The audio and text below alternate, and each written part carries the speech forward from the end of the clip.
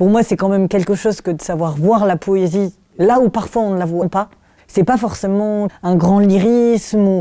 Pour moi, la poésie, elle dit la violence aussi. La poésie, elle dit ce qui est dur. Je cherche dans la poésie quelque chose de juste, une précision par le langage. J'ai été très très proche de mes deux grands-mères qui m'ont vraiment donné un goût, le goût de l'écriture et le goût de la lecture très fort. Et toutes les deux, c'était des grandes lectrices.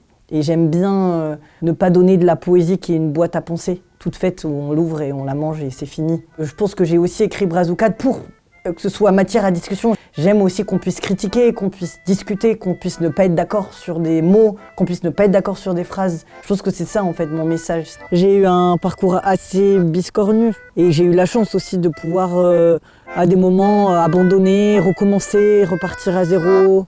J'ai toujours écrit, quelles que soient les étapes, quels que soient les moments. La vocation, c'est un sens et je pense que c'est l'idée de se tenir à des directions dans la vie et à des choses qui font sens très fort. La marionnette, c'est le summum de la poésie, quand elle est bien amenée, et de la poésie au sens très large. Grâce à la Fondation de la Vocation, j'espère pouvoir continuer un peu ces recherches, d'aller creuser encore plus dans ces sillons.